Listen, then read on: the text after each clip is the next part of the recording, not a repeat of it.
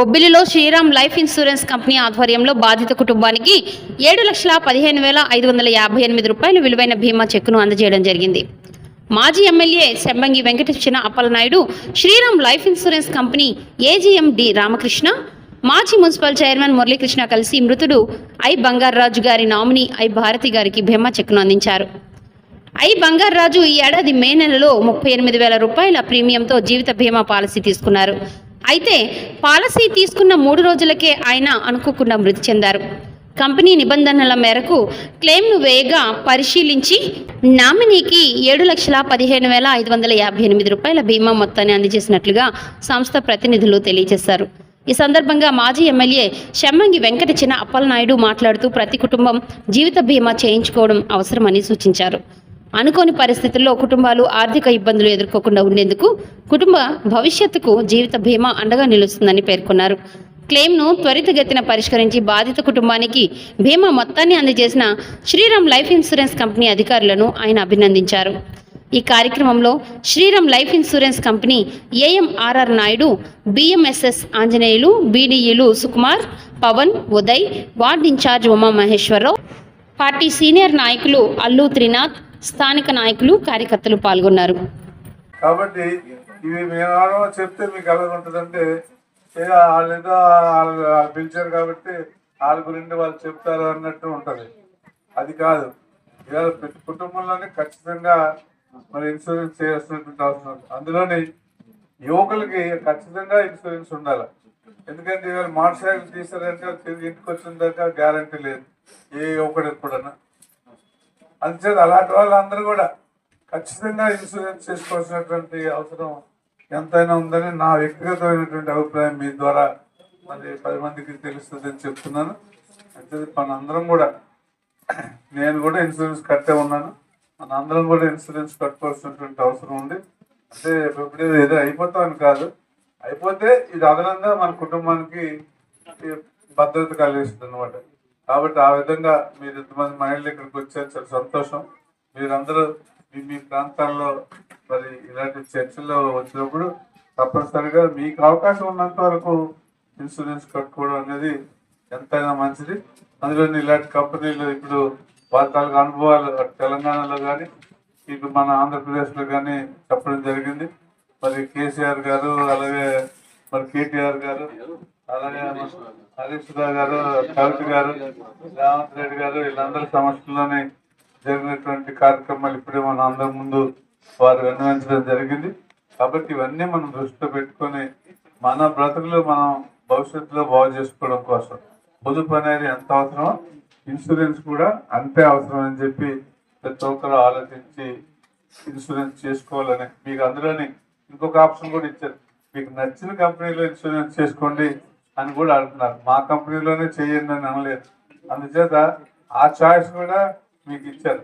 కాబట్టి మీకు ఏది లాభదాయకం అనుకుంటే ఆ కంపెనీలోనే మీరు ఇన్సూరెన్స్ చేసుకుని బాగుపడమని మిమ్మల్ని అందరినీ కోరుతూ నాకు ఈ అవకాశం ఇచ్చినటువంటి శ్రీరామ లైఫ్ ఇన్సూరెన్స్ కంపెనీ వారికి మరి మీకందరికీ ధన్యవాదాలు తెలియజేసుకుంటూ మీ అందరి దగ్గర సెలవు తీసుకుంటున్నాను. Thank you sir, thank you very much. ఒకసారి సార్ చేతుల మీదుగా ఇప్పుడు బాధితులకి నామినీకి భారతి గారికి చెక్కు ప్రదానం చేస్తా ఉన్నాను సార్. ఒకసారి సరే సరే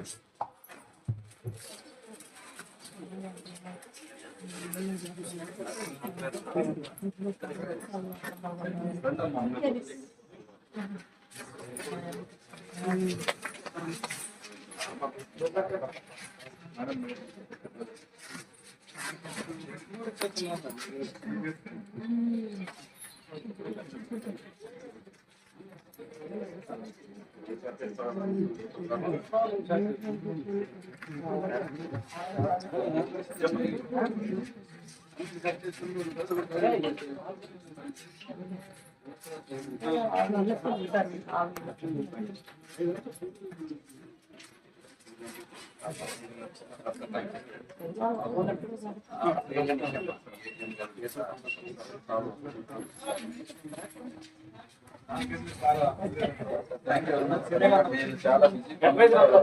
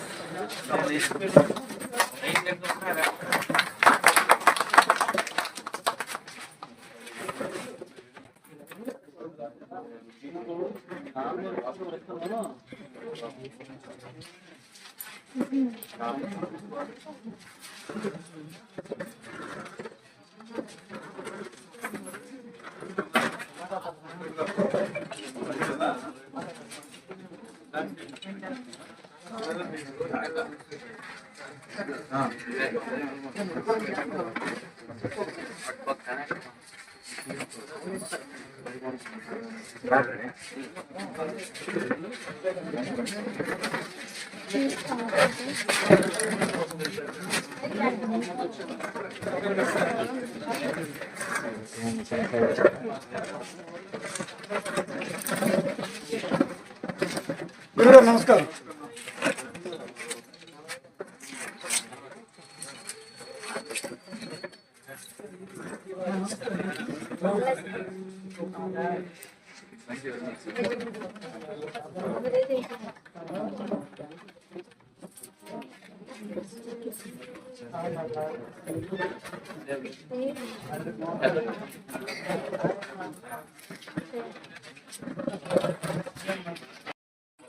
మన సెంట్రల్ గవర్నమెంట్ ఐఆర్డీ కంపెనీలో 24 కంపెనీలు వర్క్ చేస్తున్నాయి.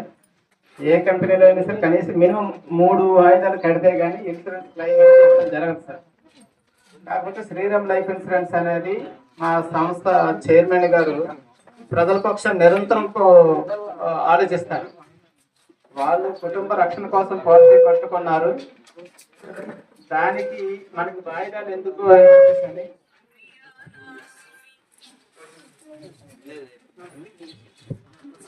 వెంటనే అది క్లెయిమ్ అప్లై చేయడం జరిగితే 11 రోజుల్లో వాళ్ళకి కట్టింది 38,000 రూపాయలు పాలసీ సార్.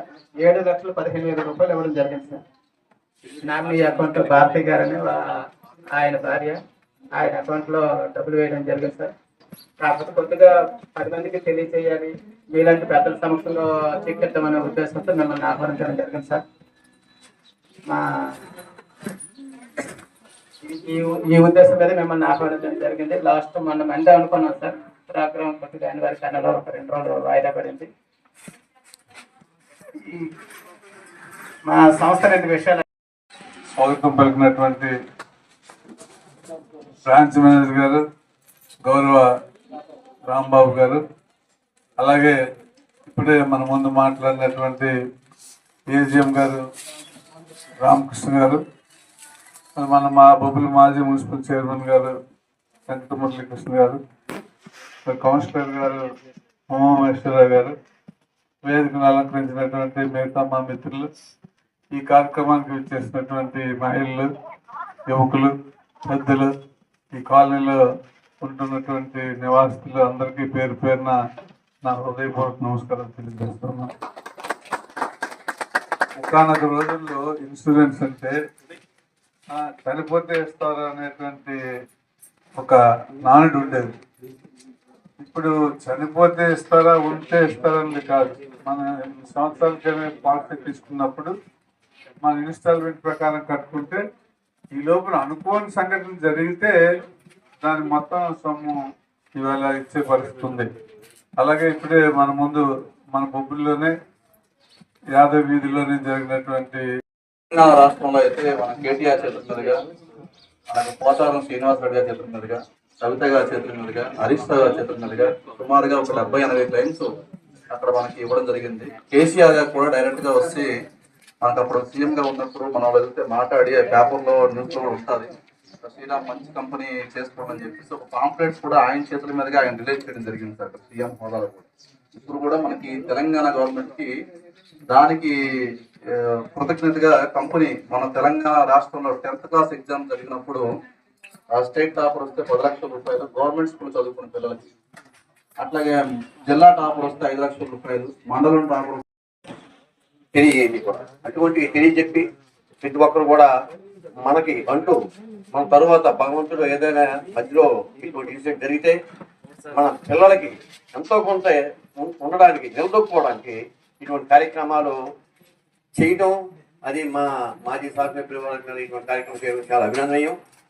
ఇటువంటి విషయాలు చెప్తుంటే మాకు కూడా తిరిగి ఇటువంటి ఈ ఫలితాలు ఉంటాయని. కాబట్టి ఈ కార్యక్రమాన్ని చేసి ఏసీఎం గారికి ఆయన చెప్పిన మాటలు మీరందరూ కూడా మనందరూ కూడా ఆలోచన చేసుకోవాలి. మీకు తగ్గ ఎంత ఉంటే అంత పాలసీ చేసుకొని మన పిల్లల భవిష్యత్తుకి మన ఇంట్లో ఎవరికి మనము సహాయపడేటట్టు యాక్టివేషన్ కార్యక్రమం తీసుకెళ్ళి